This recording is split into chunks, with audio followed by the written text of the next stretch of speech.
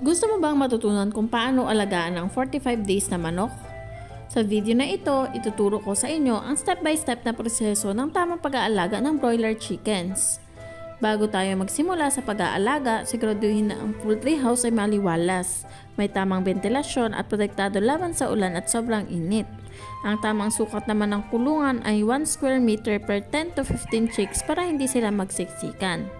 Kapag nakuha na natin ang mga day-old chicks or DOC, siguraduhin malulusog, aktibo at walang sakit ang mga ito. Ipatong sila sa malambot na dayami o karton para manatili silang mainit sa unang lugar. Ang feeding schedule naman nila ay week 1 to 2 starter feeds na muna kasi mataas ito sa protein para mabilis sila lumaki. Week 3 to 4, papalitan na natin yung starter feeds natin, bibili tayo ng grower feeds. Ito naman yung para sa muscle development nila. At week 5 naman, ito na yung finisher feeds para lumaki at bumigat sila ng husto. Ngayon naman sa tubig, dapat laging malinis at maaligamgam na tubig na may vitamins at electrolytes para maiwasan ang stress nila. So sa amin, ang ginagamit naming tubig ay mineral water. So sa temperatura naman at ilaw ng mga chickens natin, sa unang linggo kailangan nasa 32 to 35 degrees Celsius lang ang temperatura nila. So gumamit tayo ng heat lamp o ilaw para mapanatili ang init, lalo na kung malamig ang panahon. So ito, bumili lang kami sa My Hardware. Yung temperature guide, week 1, 32 to 35 degrees Celsius. Week 2 naman, 28 to 32 degrees Celsius. Week 3, 25 to 28 degrees Celsius.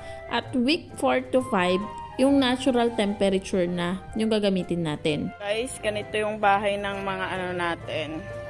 Ng ating mga 45 days. So, ganito siya. So, tinakpan siya ng sako. Tapos ano tawag dito?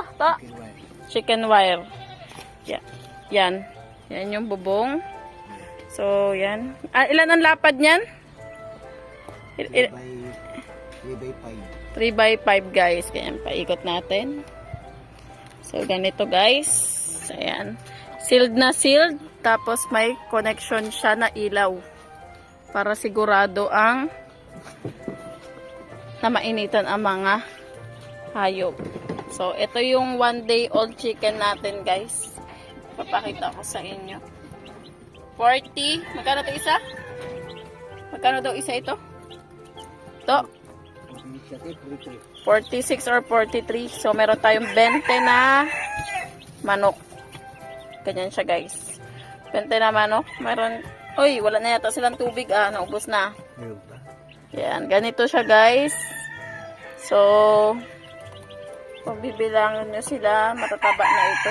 Mukhang may nanghihina, Ito, nanghihina, Kadag-anan ata. Isog. Yan, malakas. Ayan. Abutin ko to ng 3 minutes.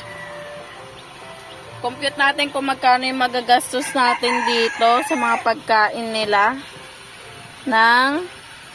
sa 45 days at magkano yung kikitain. Yan, 2 ilaw yung binili. Malulusog naman lahat at may libreng 2 sa pinagbilahan. So, mamaya, sige, sarap muna natin. Mamaya silipin na lang ulit natin.